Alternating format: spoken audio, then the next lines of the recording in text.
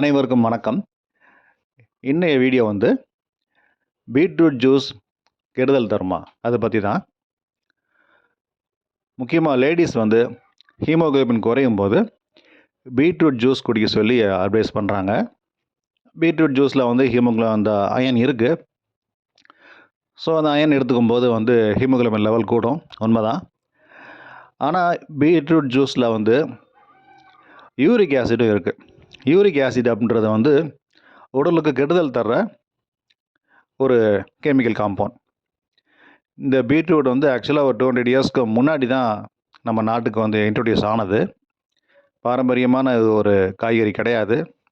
இது imported by the Britishers. இந்த uric acid உடலுக்கு நிறைய கேடு விளைவிக்கும்.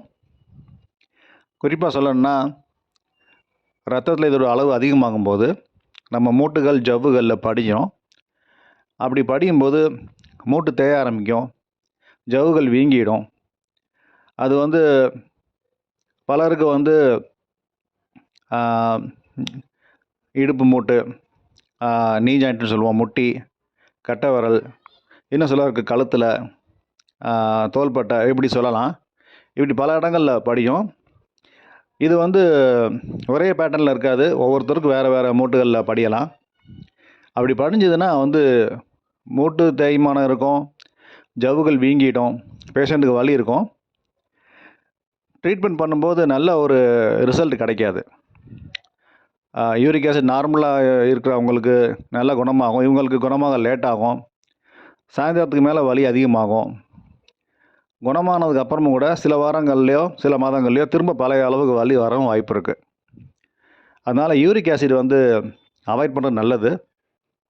இந்த யூரிக் ஆசிட் கால்சியமோடு இன்ட்ராக்ட் பண்ணி கால்சியம் யூரேட்னு சால்ட் ஆகிடும். அதுதான் மூட்டுகள் ஜவ்வுகளில் படியுது. கிட்னியில் சேரும்போது இது ஸ்டோனாக ஃபார்ம் ஆகிடும். ஸோ கிட்னிலையும் ப்ராப்ளம் வரும்.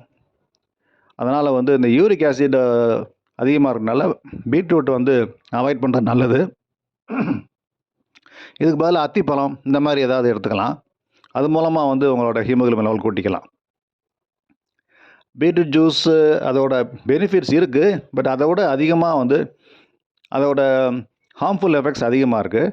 ஸோ அதை அவாய்ட் பண்ணுறது நல்லது. தேங்க்யூ.